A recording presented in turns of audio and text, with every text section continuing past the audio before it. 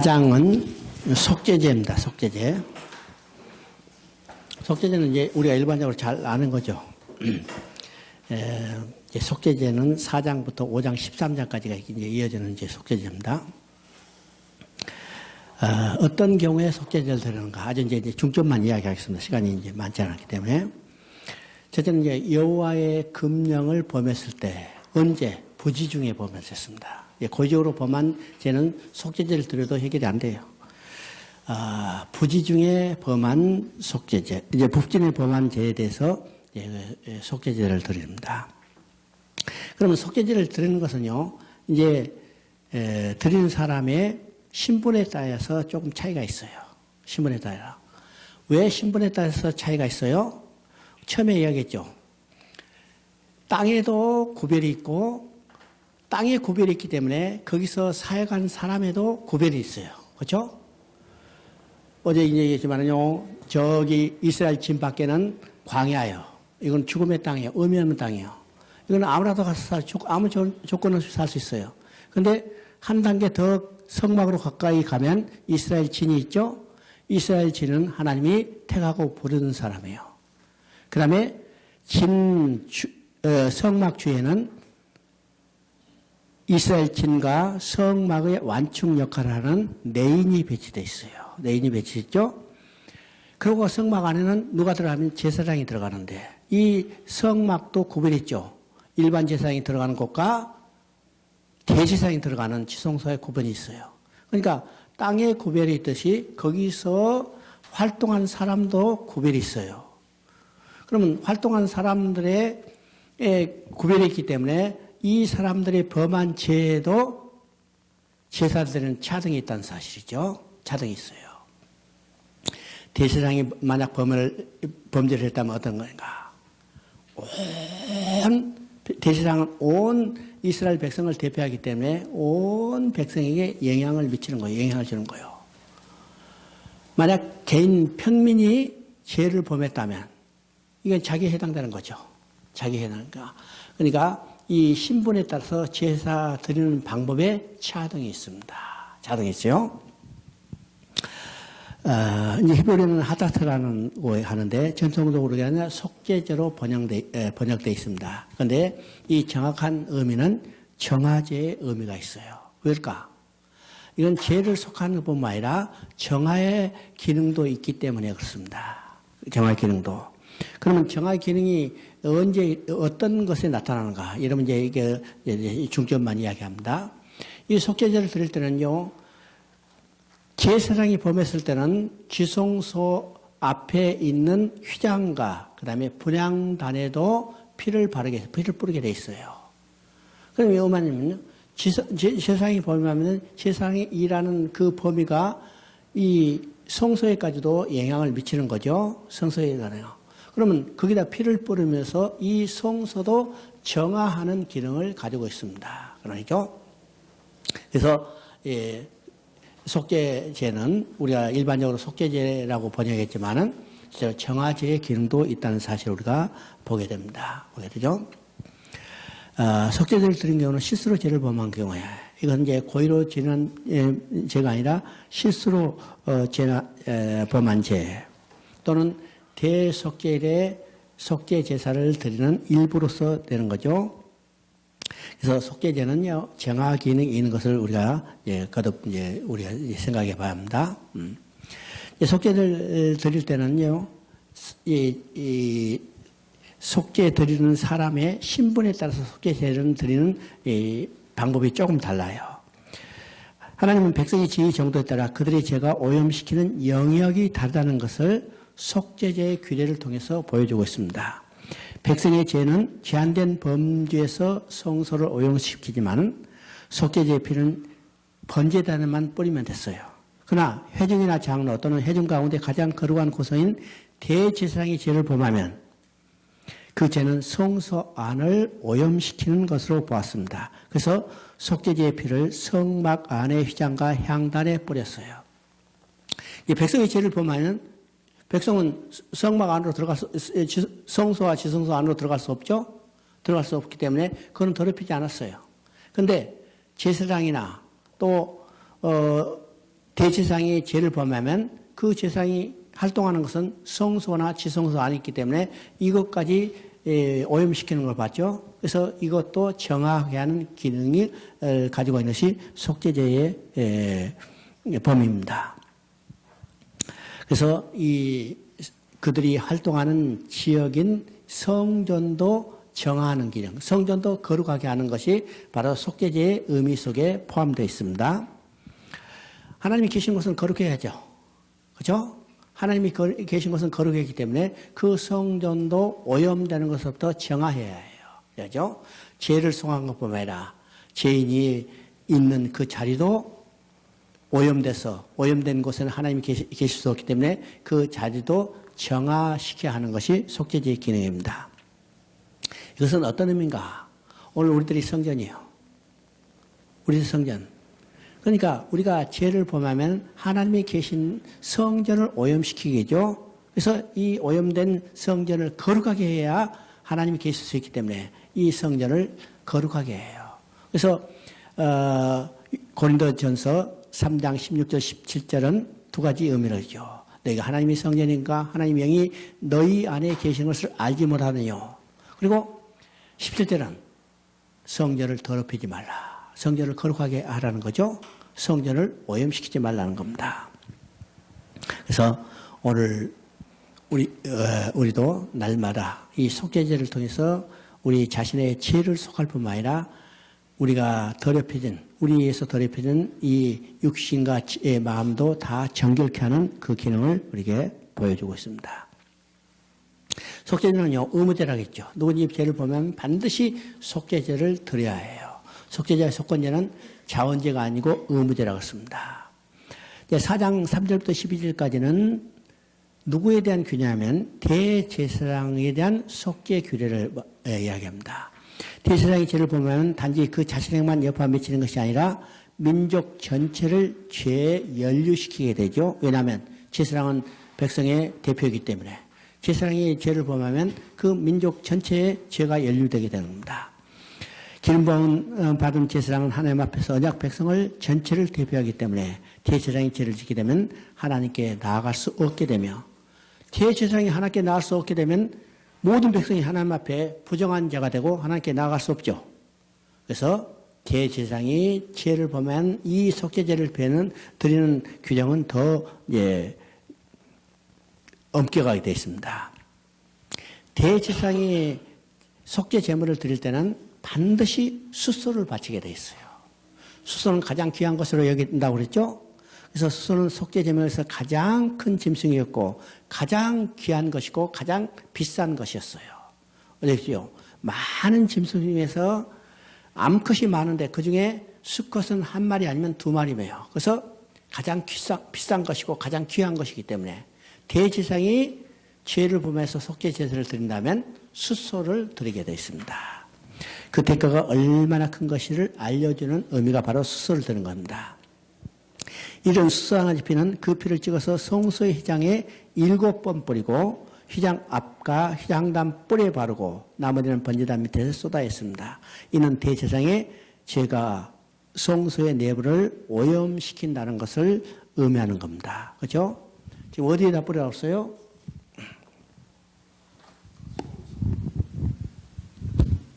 성소, 그러니까 성소는 지금 여기가 성소예요. 성소. 이건 지성소입니다. 지금요, 지성소는 못 들어가죠. 지성소는 못 들어가. 왜요? 지금 아직 속죄제를 드려야죠. 속죄제를 드려야 거룩하게 돼서 그 다음에 지성소에 들어가죠. 그러니까 지금 지성소는 못 들어가고 어디다 뿌렸어요? 여기에 향단이 있어요. 그러면 여기는 지금 휘장이죠? 휘장에다 뿌리고 그 다음에 향단에다 뿌리게 돼 있어요. 이게 피를 뿌리고 나머지는 밖에 나와 있는 번제단에 다 쏟아버렸어요. 이것이 숫소를 잡아가지고 그 재물을 처리하는 방법입니다. 여기서 7번 뿌리라는 것은 완전한 속죄 거룩함을 의미하는 겁니다. 그렇죠? 자, 분향단에 바르는 것은 어떤 의미인가? 분향단은 바로 하나님 앞에 기도하는 처소죠. 이것이 하나님 앞에 기도하는 처소. 이 기도하는 처소는 예수 그리스도의 보혈의 공로를 통하지 않고는 하나님 앞에 기도할 수 없다는 것을 보여주는 겁니다. 우리가 누구의 공로에 힘입어서 하나님 앞에 나가서 기도할 수 있어요? 오직 예수 그리스도의 보혈의 공로예요. 그래서 이 피를 뿌리고 분향단에 피를 뿌리라는 것을 의미합니다. 또 해중이라는 것은 이건 일반 우리가 이야기하는 이런 해중이 아니라 해중을 대표하는 사람을 말합니다. 이게 이스라엘의 지도자를 의미해요. 그렇죠? 대제사장이 아닌 일반 지도자를 의미하기 때문에 그것도 대제사장과 동일한 무게를 가지고 있습니다. 왜요? 지도자도 백성들을 대표하죠. 그렇기 때문에 동일한 제사의 방법을 요구합니다. 그 다음에 족장이라고 되어 있는데 여러분 이제 4장 22절을 보면 족장이라고 되어 있는데 이 족장은 바로 이제 우리로 쉽게 이야기하면요. 저 군수나 시장 정도 그렇죠? 그런 이런 사람들을 이야기합니다. 네, 이 앞에 있는 해중은 중앙 지도자들을 이야기하고 밑에 뒤에 나오는 족장은 저 지방 정부의 관리들 이런 사람들의 수준을 이야기합니다. 그 사람들은 영향이 크지 않잖아요. 한정되어 있잖아요. 한정되어 있기 때문에 이 족장들이나 평민이 드리는 제사는 같은 방법으로 드리게 돼 있어요. 그렇죠? 이런 수상한 순영수에 비해서 값싼 염소나 암양으로 속죄를 드리게 됐습니다. 속죄 제사를 드리겠죠. 이 제물의 피처리는 족장의 경우와 똑같이 번제단에 쏟습니다. 이거는 성소 안으로 들어가지 못하고 번제단에 쏟게 돼 있어요. 급이 다르죠? 급이 달라요. 그 다음에 가난제 속죄는 집비둘기나 산비둘기를 여기 가리지 않고 암수를 가지 않고 2마리를 가져다가 냈습니다. 한 마리는 잡아서 피를 쏟고 또 한 마리는 살아있는 피를 죽은 비둘기의 피를 적셔서 날려보내는 거예요. 날려보내는 거죠. 이건 어떤 의미가? 이 한 마리의 이 비둘기를 죽여서 잡는 것은 그 피를 쏟는다는 것은 예수 그리스도의 십자가를 의미합니다. 십자가의 죽음을 의미하고 한 마리는 그 피를 적셔서 날려보내요. 예수 그리스도의 죽음을 통해서 부활을 상징하는 겁니다. 부활을 상징하는 거죠. 그래서 비둘기를 드릴 때는 2마리를 통해서 드리도록 했습니다. 또 비둘기도 살 돈이 없는 극빈자는 어떻게 할까? 그럼 극빈자는 제소감을 받으니 못할까? 제사를 못 드리면 소감을 받지 못하대요. 그래서 하나님께서 극빈자를 위한 제사의 제도는 어떤가? 예, 곡물로 소제 형태로 드리라고 했습니다. 그러니까 속죄제를 드리지 못할 사람이 아무도 없어요. 누구든지 죄를 범하면 하나님 앞에 어떤 방법인지 속죄제를 드릴 수 있도록 만들었습니다. 그렇죠? 그럼 속죄의 과정은 어떠신가? 여기 이제 교재 쭉 나와 있습니다. 안수를 끌어가다 안수를 하고 도사를 하고 이건 일반적으로 이제 지금까지 제물을 처리하는 방법보다 같습니다. 제사장과 해중을 위한 속죄제의 피 처리는 해막 안으로 피를 가지고 들어와서 피를 찍어서 휘장 앞과, 그냥 휘장 앞이죠. 휘장 앞과 번제단에, 분향단에, 향단에 피를 뿌리게 되어 있습니다. 그렇죠? 남은 피는 이제 밖에 가지고 나서 이 제단 밑에 다 쏟게 되어 있습니다. 그렇게 됐죠?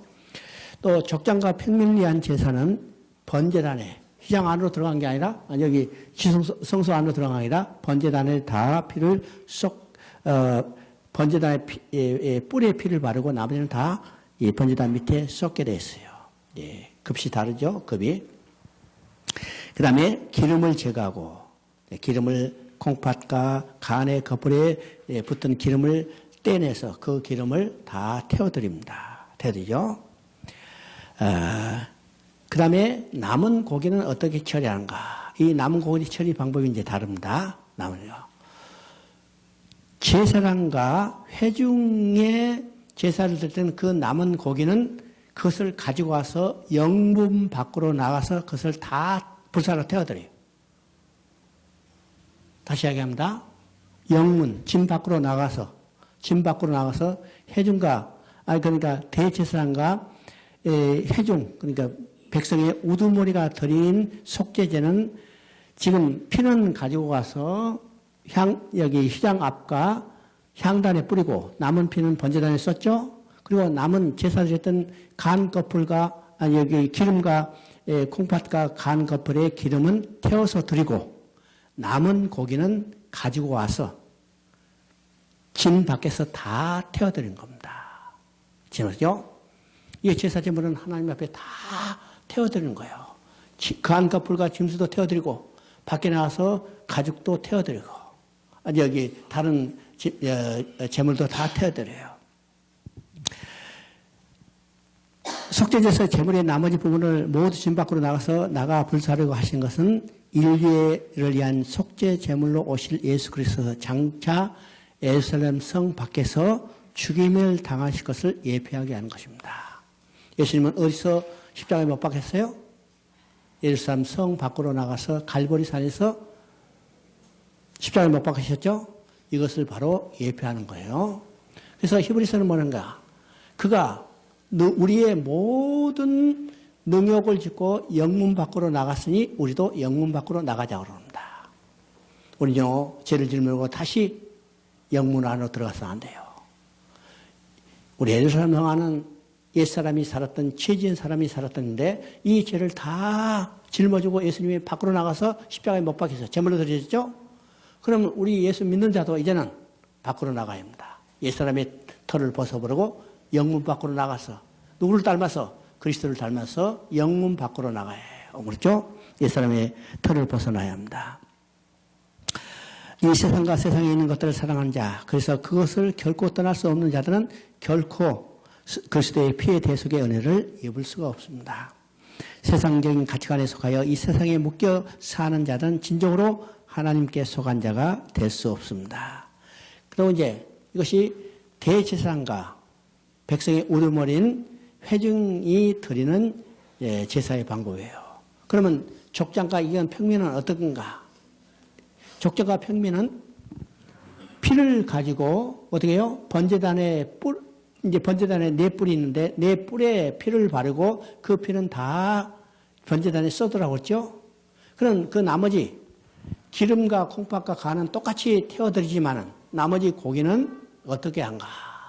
이건 제사장이 먹었습니다. 제사장이 먹었어요. 이 짐승을 잡은 제사장이 여기 기름을 번제단에 올렸던 이 제사장이 그 고기를 먹게 돼 있어요.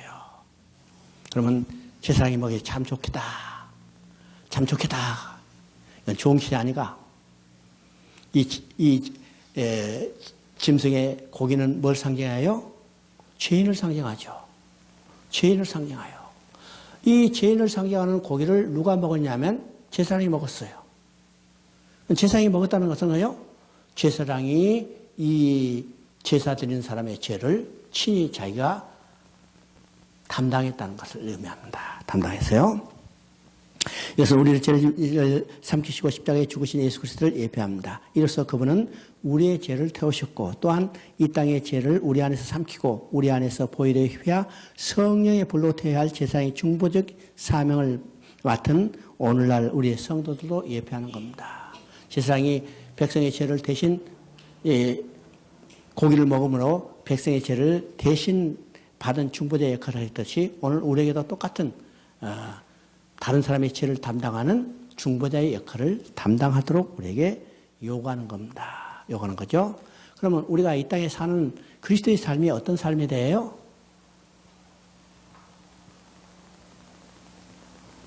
오늘 우리가 이 땅에 사는 그리스도의 삶이 어떤 사람이 대해요? 어떤 사람이 대해요? 다른 사람의 죄를 짊어지는 중보자 역할을 감당해야 합니다. 장고하겠죠? 중보자 역할. 세상에 믿지 않은 사람들의 죄를 짊어지고 그 사람들이 하나님 앞에 나아가서 우리와 똑같이 은혜를 입을 수 있는 중보자 역할을 감당해야 해요. 중보자 역할을 감당해야 해요. 이것이 제사자가 왜요? 오늘 우리들은 제사장이잖아요.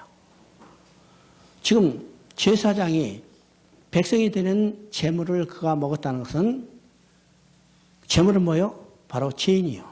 죄인을 대표하는 거죠. 죄인을 상징하는 거죠. 그것을 먹었다면 바로 제사장이 이 죄인의 죄를 자기가 담당했다는 것을 의미하기 때문에 오늘 이 시대 우리 제사장 우리는 누구의 죄를 담당해요?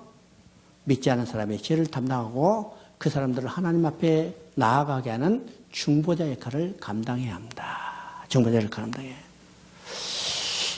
이런 생각할 때 참 우리가 어떤 삶을 살 건가 쉽지 않죠? 쉽지 않아. 우리의 신앙의 목적이 무엇인가 참죠. 우리 이제 계시록을 보면 이 땅에 교회가 존재할 목적이 무엇인가를 분명히 이야기합니다. 왜 이 땅에 교회가 존재할까? 왜 이 땅에 교회가 존재해요? 이 땅에 교회가 존재할 목적은 딱 한 가지예요. 복음을 전파하기 위해서요. 복음을 전파할 목적이요. 하나님은요, 심판의 목적이 있는 게 아니라 구원의 목적이 있어요. 구원의 목적이죠. 심판의 목적이 있다면 지금 당장이라도 불을 보내서 심판할 수 있어요. 그런데 하나님은 심판의 목적이 있는 게 아니라 구원의 목적이기 때문에 지금까지 불로 심판하지 않고 기다리고 계시는 거예요. 기다리고. 언제까지? 모든 사람이 회개하고 돌아올 때까지 기다리고 계시는 거예요. 그러면 모든 사람이 돌아오게 하기 위해서 누구를 사용하냐면 이 땅에 교회를 만드시고 그 교회를 통해서 복음을 증거하기 위해서 증거해서 많은 사람들이 예수를 믿고 돌아와서 회개하고 돌아와서 구원받기를 원하시는 것이 하나님의 마음이에요. 그래서 이 땅에 교회를 존재하게 하는 목적은 복음을 증거하고 그것을 통해서 회개하고 돌아오기를 원하시는 것이 하나님의 마음이죠. 여러분 계시록을 보면 심판의 목적이 있는 게 아니라 구원의 목적이 있다는 것을 우리가 분명히 깨달아야 합니다. 지금 계시록에 보면 많은 재앙이 나요. 6개의 나팔, 6개의 대접이 있는데 이것을 보낸 목적은 뭐냐 하면 회개하고 돌아오기를 촉구하는 거죠. 회개하고 돌아오기를 촉구해요. 그런데 어떠한 재앙을 어떤 방법으로 어떤 강도를 통해서 내린다 하더라도 그 재앙으로는 돌아오지 않아요. 돌아오잖아. 재앙을 내리면 내릴수록 사람들은 더 강팍해져서 무엇에 되냐면 우상에 의존하게 됩니다. 우상에 의존해요. 오늘 세상이 어지럽죠? 세상이 어지러워. 반대로 세상이 어지럽다는 것은 사람들이 더욱더 무엇에 의존하는가 하는 거요? 하나님을 떠나서 우상을 의존하게 돼요. 이게 인간의 신성입니다. 그래서 오늘날 더 많은 미신이 회행하고 우리가 생각하지 않는 그런 이단과 여러 가지 형태의 종교적인 성향들이 나타나죠. 이 사람들이 거기서 더 의존하기 때문에 그들은 더욱더 진화해 가고 더 번성하기 시작하는 거예요. 번성하기 시작. 그런데 진로를 내리시고 재앙을 내릴수록 하나님은 인간들은 더 강팍해지지만은 그들에게 돌아오게 할 유일한 방법은 어떤 것인가? 바로 복음을 전파하는 거예요.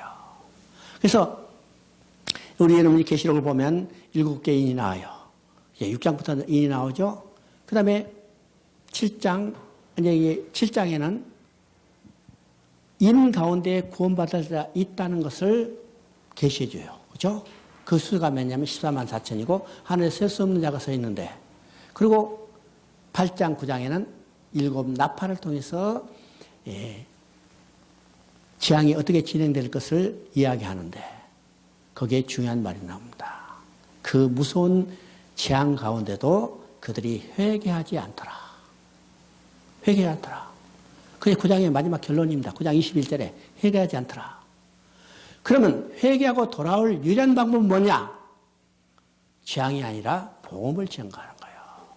그래서 10장, 11장에는 복음을 증거하는 내용이 나옵니다. 이런 복음을 증거하지 어떤 일이 말하는가? 지금까지는 재앙으로 해서는 많은 사람들이 여기에 화를 입었지만은 복음을 증거하자. 성의 10분의 1만 무너지고, 그렇죠? 죽은 자가 7,000명이더라. 반대죠. 열왕기상 19장에는 하나님이 엘리야에게 뭐라고 그래요? 남은 자가 7,000명이었는데 계시록 10장, 11장에서 복음을 증거한 결과가 죽은 자가 7,000명. 그렇죠? 죽은 자가 7,000명. 남은 자가 7,000명이 아니라 죽은 자가 7,000명. 그럼 뭐예요? 복음의 증거가 효과가 크다는 말이요? 적다는 말이요? 복음의 증거가 효과가 크다는 말이요? 적다는 말이에요? 크다는 말이에요. 그러니까 회개하고 돌아올 유일한 길은 오직 복음 증거에 있다는, 재앙이 아니라 복음 증거에 있다는 거예요. 복음 증거 있죠? 그러면 그 복음 증거의 사명을 누구를 통해서 해야 하냐면 이 땅에 존재하는 교회를 통해서 해야 해요. 교회를 통해서. 그래서 교회의 사명은 뭐냐? 복음을 증거하는 거예요.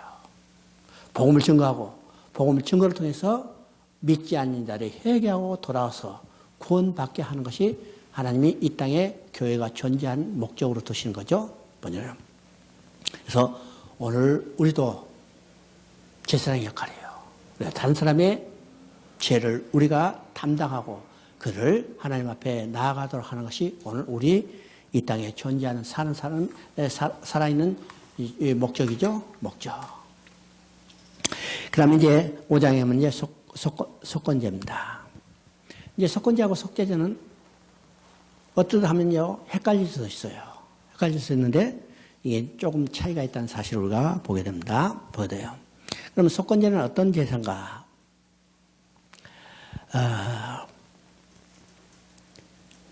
하나님께 성물에 대해서 그릇 범죄했을 때 하나님께 드리는 제사예요. 또 두 번째는요, 다른 사람의 재물이나 정신적인 손해를 입힌 것에 대해서 갚아주는 것이 속건제의 의미입니다. 속건제의 의미죠. 그래서 이제 속건제에 대해서 예를 하는데 성물에 대해서 그릇 범죄했을 때 어떤 것인가, 그죠? 여러 가지 이제 경우들이 있습니다. 그렇죠?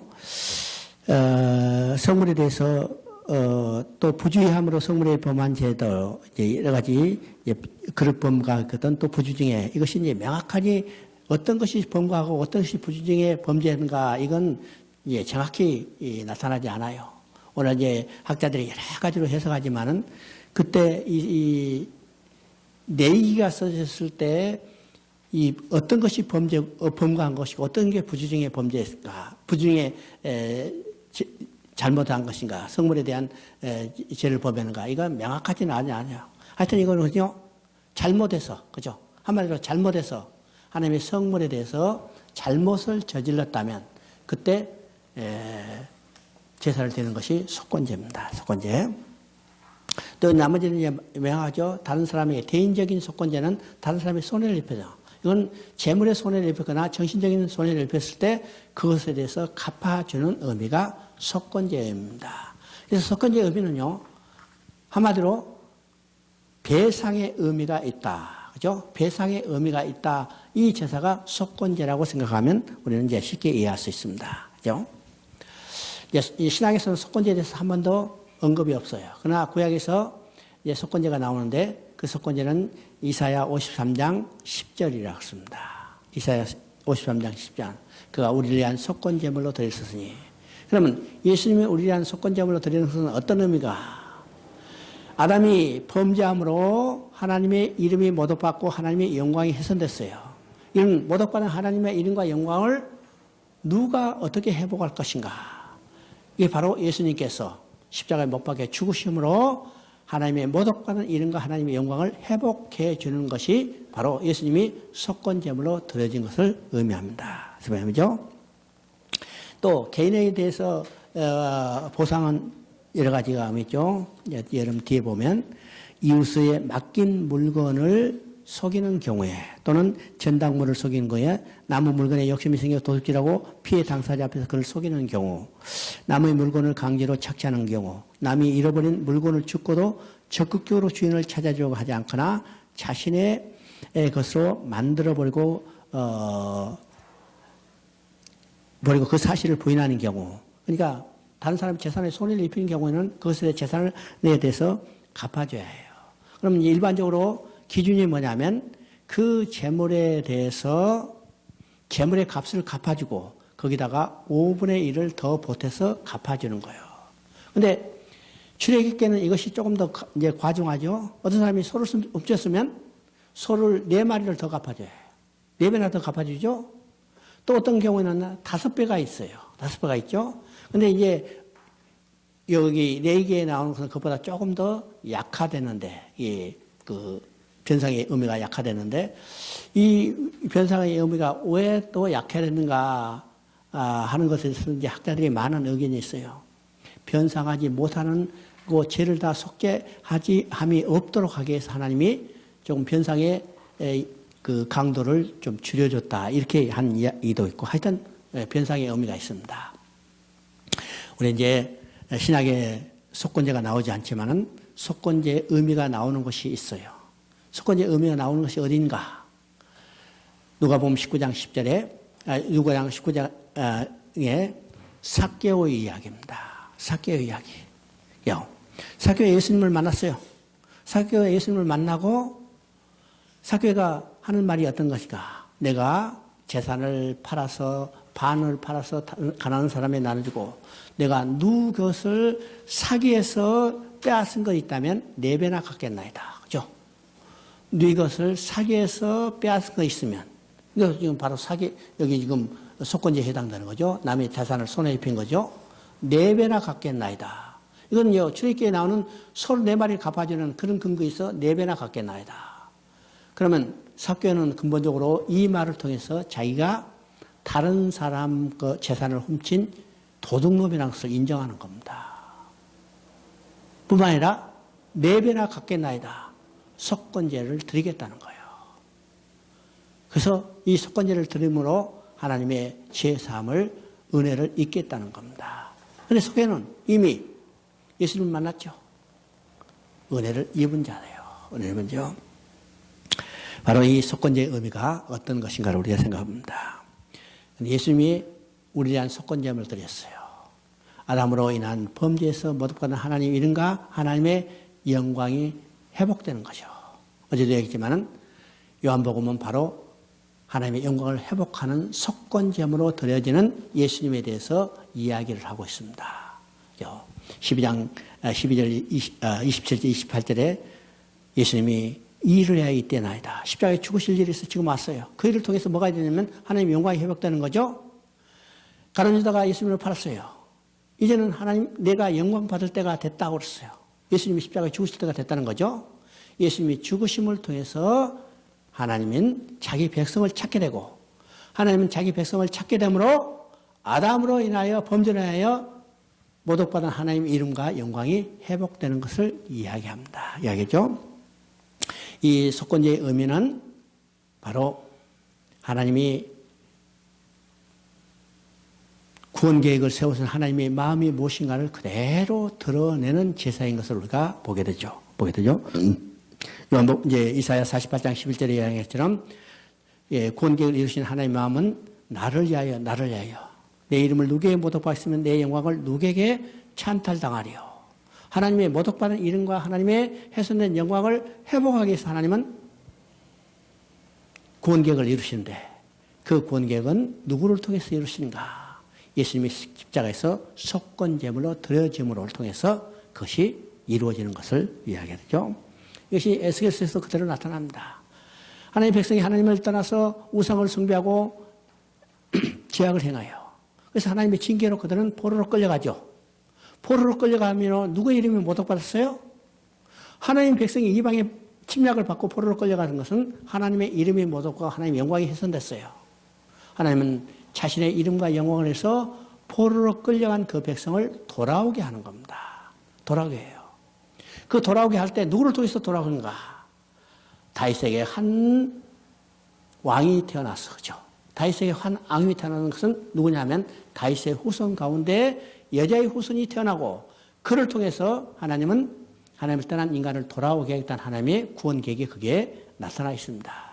그러면 다윗에게 한 왕이 태어나서 이 다윗에게 한 왕이 태어나서는 다윗의 후손 가운데 예수 그리스도가 태어날 것을 계시하고 있죠. 그를 통해서 하나님은 구원 계획을 완성해 가는 바로 이것이 속건제의 의미입니다. 속건제의 의미. 이 속건제는요 오직 순양만 제물로 바칠 수 있었습니다. 번제나 화목제, 속죄제는 다른 짐승을 제사할 수 있지만 속건제의 특이점은 순양이나 수컷 어린 양 외에는 제물로 사용할 수 없었습니다. 이것은 속건제물은 오직 예수 그리스도를 예표하는 제사고 제물이기 때문에 오직 수양과 수컷의 어린 양을 제물로 드렸습니다. 오늘 오전은 여기까지 하십니다. 하나님 아버지 참으로 감사합니다. 지금까지 4개에 나온 제사를 우리가 다 살펴봤습니다. 이 제사들이 더 예수 그리스도에 드려질 십자가의 제사를 예표하는 인 것을 우리가 생각하고 오직 예수 그리스도의 십자가를 통해서만 하나님 앞에 나아갈 길이 있음을 우리가 깨닫고 오직 우리 삶 속에 예수 그리스도의 십자가만 바라보고 붙잡고 그것을 바라보고 살아갈 수 있는 우리의 믿음이 되도록 주여 우리를 축복하여 주시옵소서. 레위기를 통해서 이루시는 하나님의 놀라운 경륜이 무엇인가를 다시 한번 돌아보게 하셨고 그 세밀하고 섬세한 하나님의 인도하심과 또 역사하심이 우리의 삶 속에 그대로 반영되고 나타날 수 있도록 주여 축복하여 주시옵소서. 오전도 함께 기자시고 우리의 심령을 열어주신 것 감사드리며 이 모든 말씀 우리 주 예수 그리스도 이름으로 기도드리옵나이다. 아멘.